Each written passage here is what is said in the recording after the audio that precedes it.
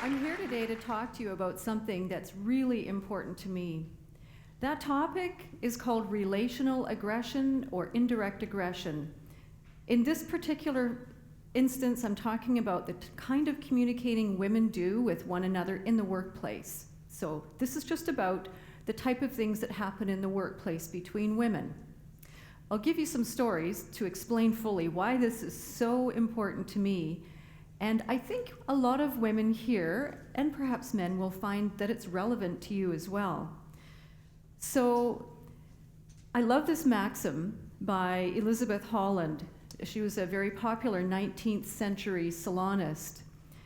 So basically, I can tell you, to support that maxim, I can tell you that being as that I've been a nurse for over 25 years, I can tell you quite confidently that there's a saying in healthcare that nurses eat their young. I've also heard in business circles that female managers feel bloodied by women in lower positions. Isn't this interesting? Studies actually do show that female-to-female aggression in the workplace has increased by 50% over the last decade. So we're going to delve into this a little bit, and I really like Cheryl Sandberg's TED Talk. Thank you, Brian, for putting that up there. It segues nicely with what I have to say here to you today. Basically, I'm going to dig a little bit deeper into the phenomenon that Cheryl Sandberg is talking about. For sure, women are key in the modern day workforce. As Cheryl mentioned, there are actually more women graduates from university than there are men. So why is there such unequal representation of women in boardrooms and in the C-suite jobs like CEO, COO, CFO? Those are C-suite jobs. Certainly C-suite jobs really do elude many women. Let's look at this a little bit deeper, shall we? I'm going to share some stories with you.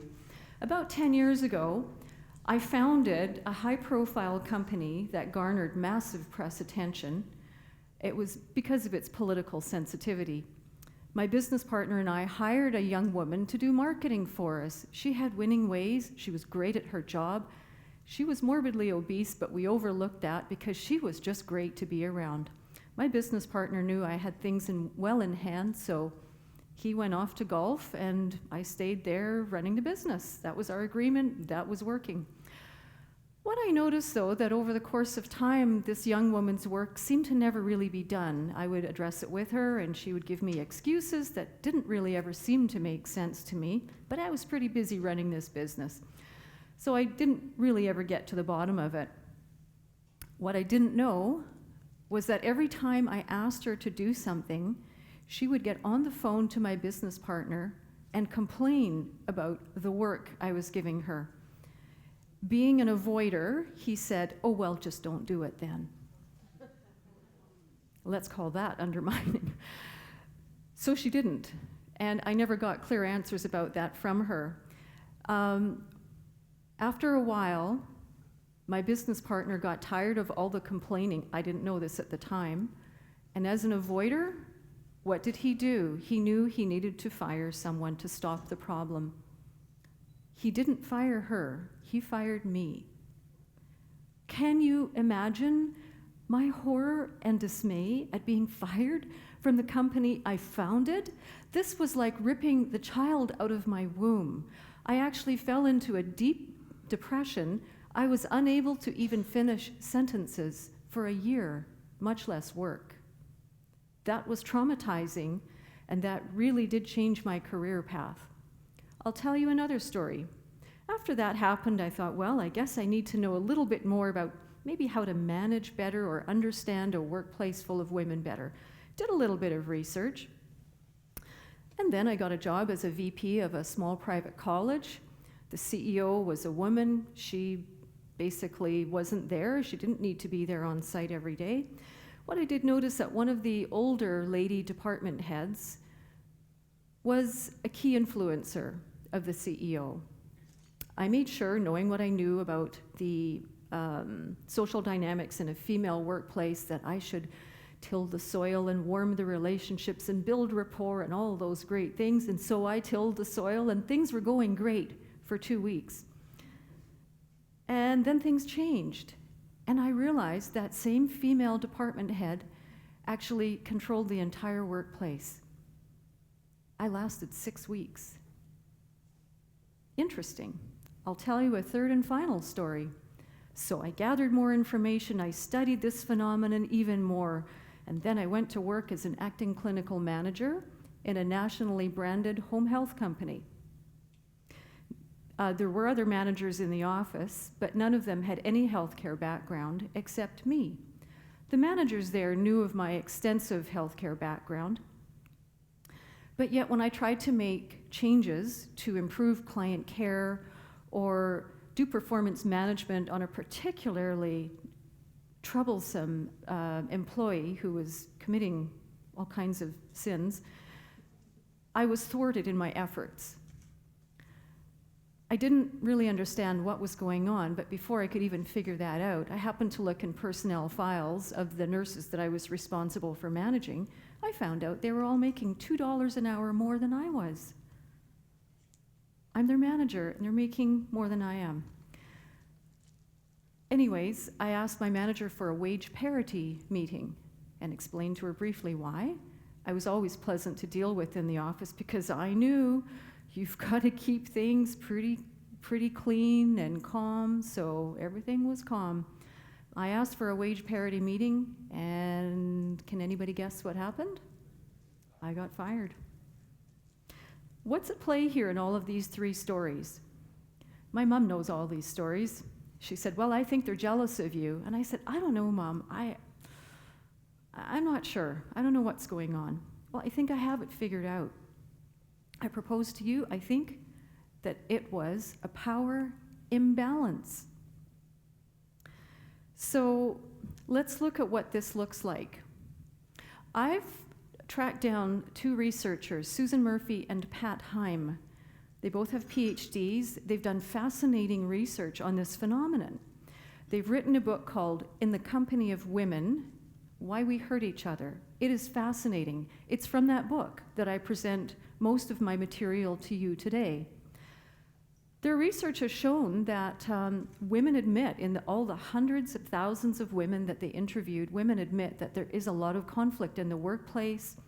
Women admit there are imbroglios, and they actually admit that their worst enemy at work is not a man, it's a woman.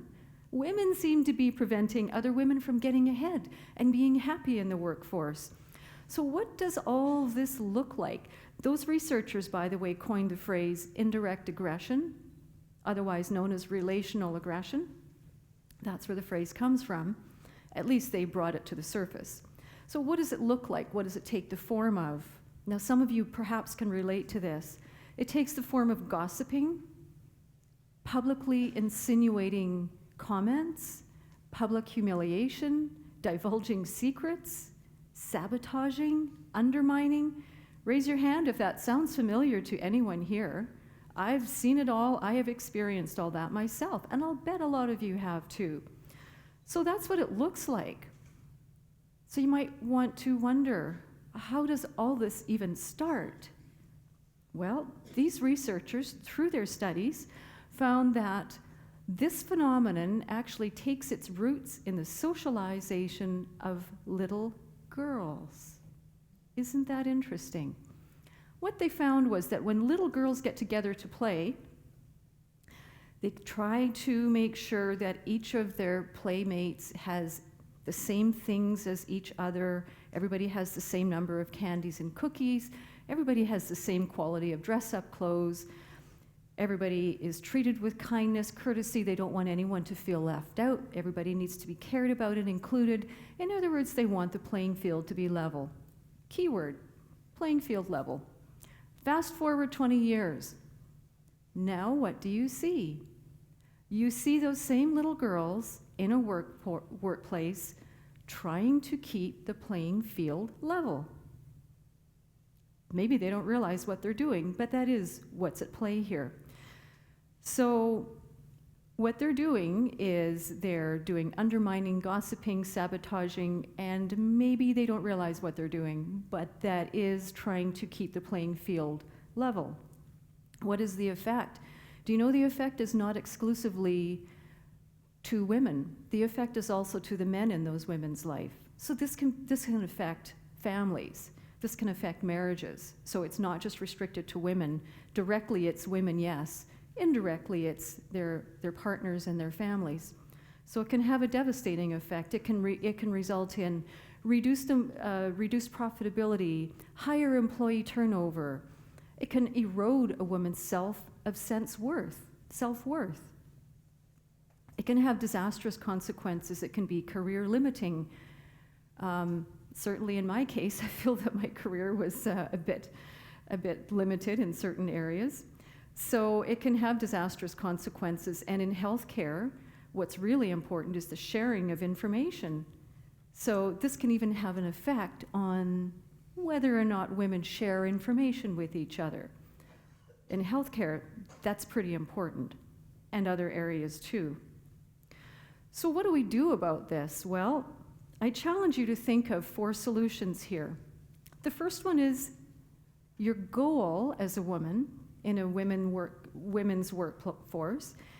Your goal is to treat the relationships as the goal. Your goal is to establish warm, harmonious, mutually satisfying relationships with the women that you work with, one by one.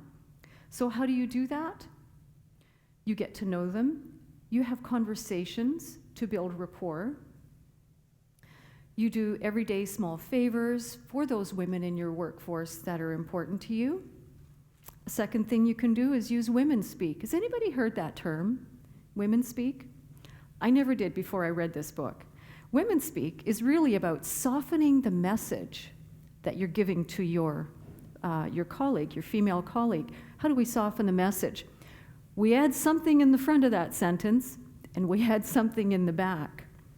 So what you're going to add in the front is something like, this doesn't really make sense, however, or sorry to bother you with this, but, okay, there's some front end things. On the back end, it could be things like, you know, or okay, or right. Those things soften the message that women hear. They need that. Men use a very direct style of communicating. It's very efficient, it's very crisp, it's very clear. I grew up with men and boys. I know all about that. If you use that efficient, clipped style of communicating with women, you're going to create dissension and there's going to be conflict guaranteed. So use women speak. The third thing is to create your chip pile. Well, what the heck is a chip pile? A chip pile is actually a pile of goodwill bitcoins, if you will. What you're doing is you're doing everyday small favors and interacting in nice ways with the women that you work with.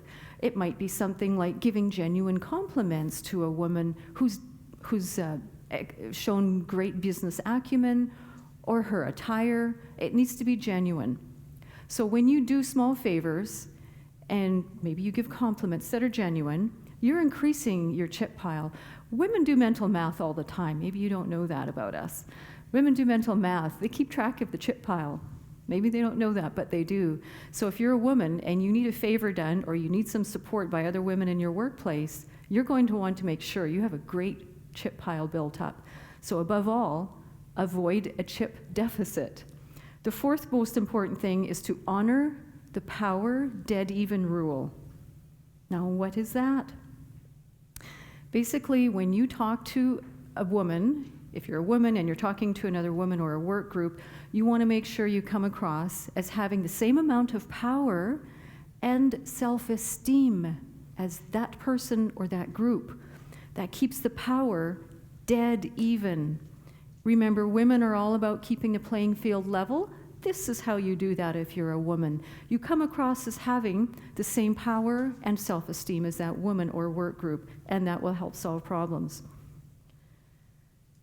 I love this quote from Margaret Mead. Basically what she's maintaining here is that it just takes a small group of people to make social change.